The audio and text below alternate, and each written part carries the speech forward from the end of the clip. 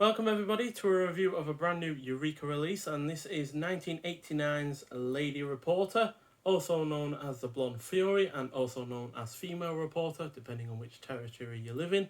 And this is directed by Mang Hoi, who I've not seen anything else from before, but apparently only directed one other film, and that's a really rather unknown one. So this is a Hong Kong action comedy, clocking in at 90 minutes long. Stars Cynthia Rothrock, who we've seen in a couple of Hong Kong action films before. Yes, Madame, released by Eureka, and Righting Wrongs, which was released by 88 Films.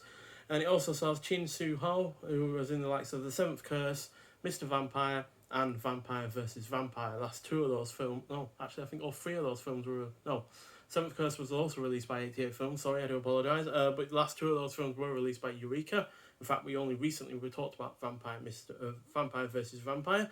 And this is about Cindy, who is an American FBI agent who travels to Hong Kong to investigate a newspaper editor by the name of Ronnie Dack, who is suspected of printing counterfeit money using the newspaper presses. And this is the American teams up with a rival reporter and her friend Yu, who is an undercover law enforcer. Cindy's investigation takes a sharp turn, however, when Yu's father, the prosecuting lawyer in the counterfeiting case, is kidnapped. So, this is one of several Hong Kong action films released by Eureka that they have released recently. This isn't including the likes of the Super Cop films with Jackie Chan. But these are the ones that have released so far. And this ranks right around Yes, Madam, as far as I'm concerned. So while it doesn't match the peak of all of the films they've released, it isn't by no means still not a bad film. It's just not quite as great as I hoped. That said, Cynthia Rothrock is really good in the lead role, with her stunt work coming across as slightly more confident than in Yes, Madame, in which she starred alongside Michelle Yeoh. The action scenes are overall well executed, the supporting cast is solid, it is well paced. The score, despite coming across as at a couple of points as being a Miami Vice ripoff, especially the score at the beginning during the credits, you'll know what I mean if you've seen this, it is overall still a decent score.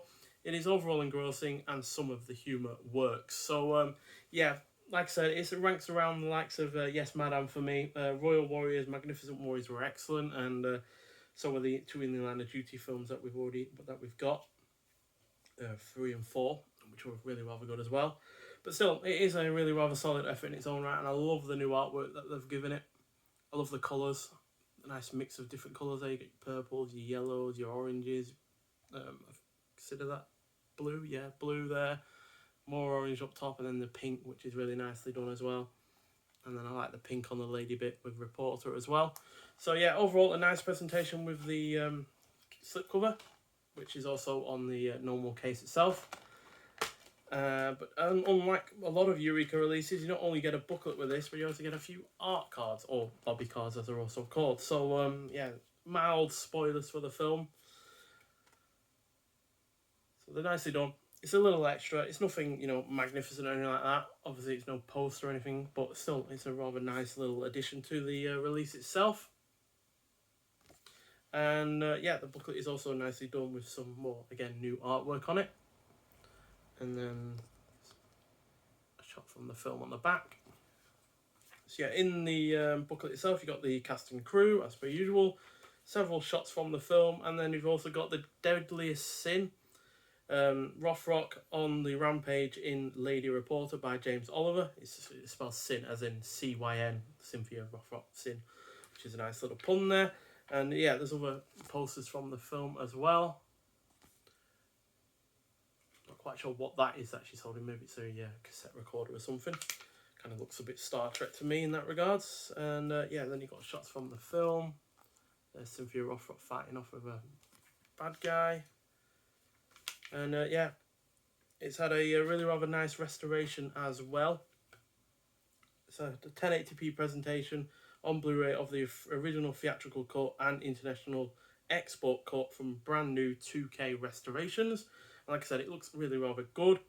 And then you've got the original Cantonese mono audio as well as original classic English dub audio for the export cut only, though. Unfortunately, there's no English dub for the original Cantonese release. And then you've got brand new feature-length audio commentary by Asian film expert Frank Jiang and actor and martial arts artist Vincent Lin, who was in the that's on the theatrical cut. Then you got brand new feature-length audio commentary by action cinema experts Mike Leader and Arne Venema on the export cut. Then you got brand new select scene commentary with actress and martial arts movie icon Cynthia Rothrock. So the fact that she's come back in a big way in a lot of ways in recent times. She was in a new action documentary as well, which was done by the guys that did the In the Search of Darkness series, which I've yet to see, but she was apparently really good in that. Then you got a brand new interview with Cynthia Rothrock herself, and a brand new interview with Mang Hoi, the director, trailers, and this slipcover, and the art cards, and the booklet itself. So the disc is also really rather nicely done.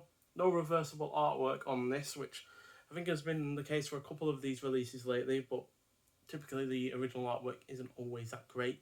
If you look on Letterboxd, you'll see there's various different posters you can choose from, and some of the original artwork isn't particularly brilliant, so they rarely are better than the new artwork that has been made, and rarely as good as either. So that's fine by me. So like I said, not the peak of Eureka's martial arts films or Hong Kong action films, and like I said, not even including the Jackie Chan films on the that were released on 4K recently. So I say recently, in the last few months, I think it was this year. But regardless, it's still a really good film, and an entertaining one, and it's short as well. It's 90 minutes, pretty much less than that when you take out the credits.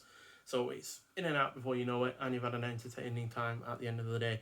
Not overall a massively satisfying time, but still an entertaining time regardless. So if you've seen this film before, I'd like to hear your thoughts on it. If you haven't and you're into these kind of films, then I do recommend it. And I give it 3.5 out of 5. Not a massively great score, but still a decent score out in comparison to some films that you got from this era, as far as I'm concerned. So but nonetheless, thank you for watching, and I'll see you in the next one. Bye.